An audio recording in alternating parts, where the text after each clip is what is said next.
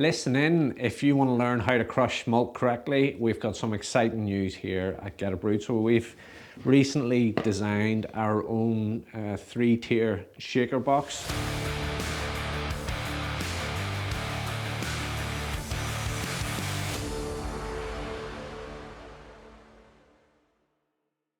There's some tips that I'd like to give in relation to how to use this effectively.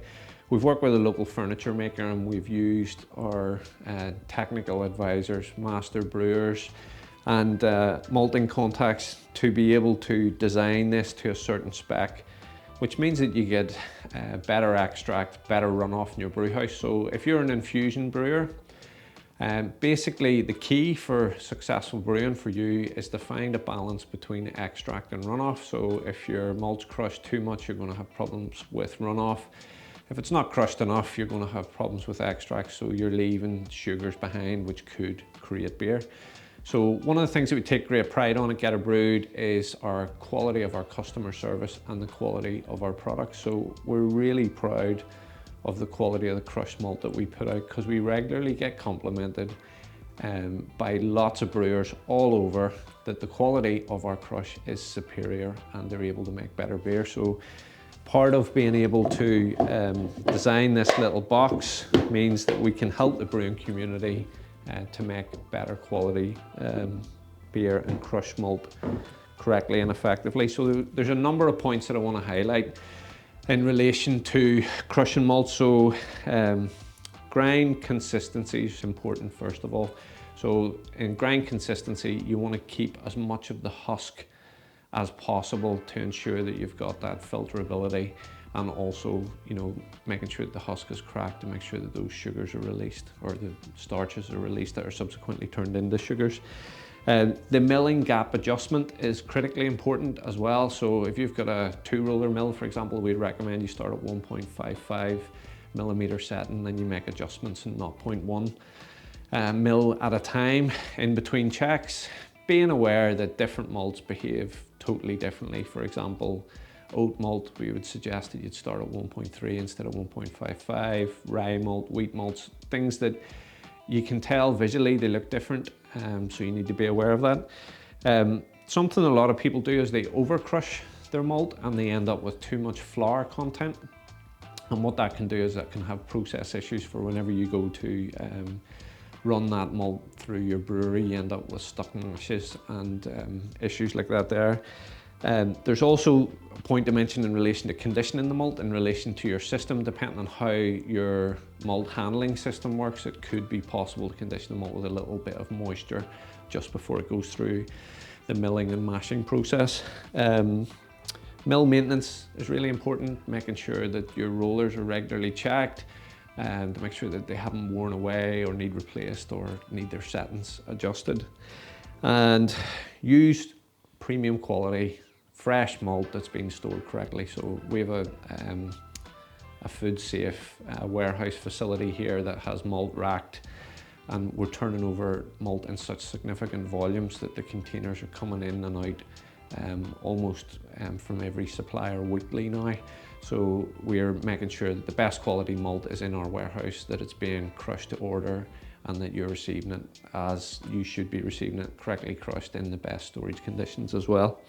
I'd mentioned, you know, that you need to be wary of the roller settings for the malt type, but malt type is very important. For example, Golden Naked Oats from Simpsons, they would recommend that you don't buy those pre-crushed unless you're going to use them really quickly.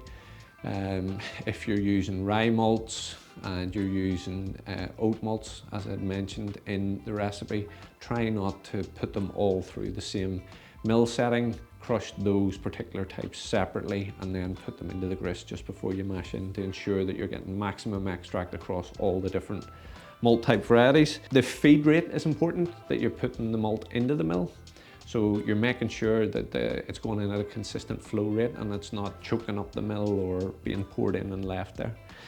And testing and adjusting is the final point that I want to talk about. So in testing and adjusting, I can explain what this little box does. So we have crushed a representative sample in our Allen Ruddock mill. So we have a number of mills here, but This particular one, it's the Alan Ruddock mill. It's a speciality malt.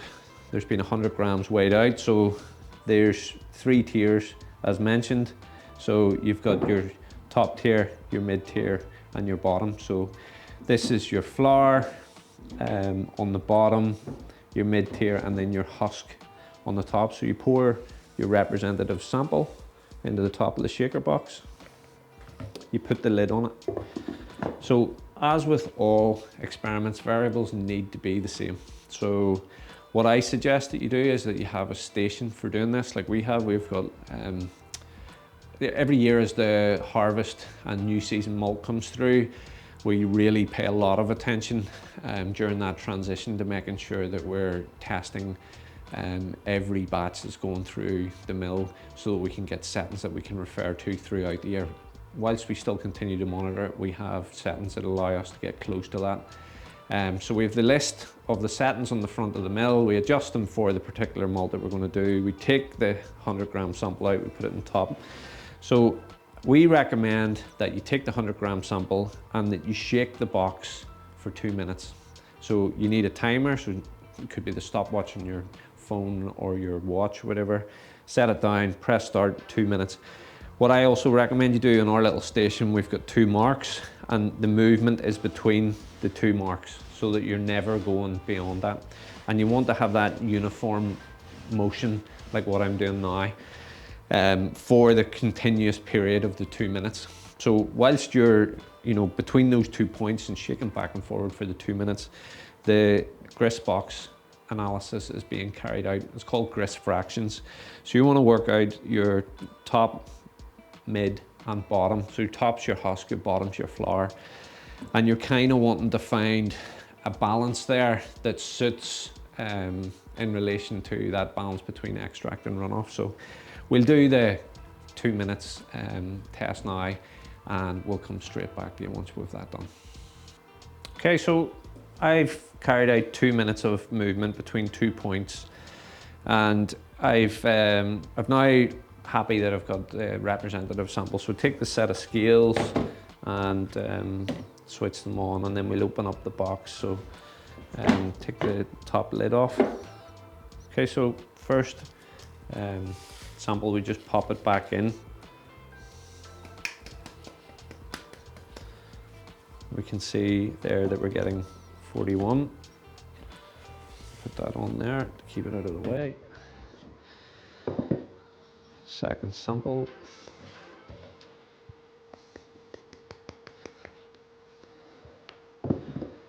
See in this particular one that we're getting 50. And then if we look here, you can see the flour on the bottom.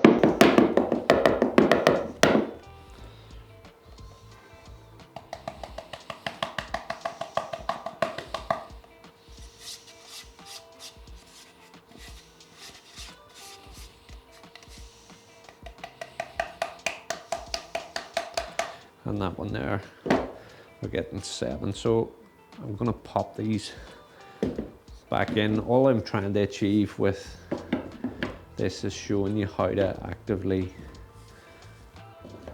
carry out a sample for 100 gram crush analysis. So,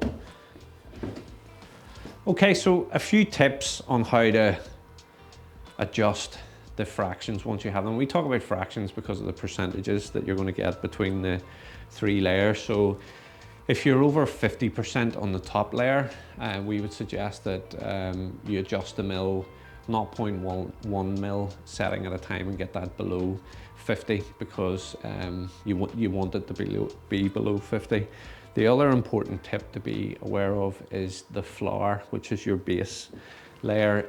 If it's above 10%, or you're getting above 10, you really want to reduce that below 10 as well, or you're going to start to have runoff issues and ending up with stuck mashes and things like that there. So top layer, try tightening your rollers if it's above 50%. Bottom layer, obviously, if it's above 10, try loosening off your rollers. What you're wanting to do is learn how to get a crush that suits your system. Every system is going to be totally different, but what we're hoping to achieve with this little analysis 3-tier shaker box is teach you how to fine tune that to suit your system.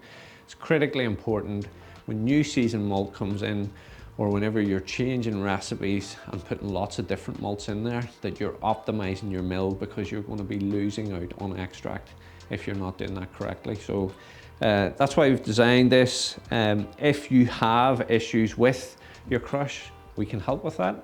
So we have products like rice hulls, which are steam cleaned, which we can give to you to add to your mash to give a better filterability.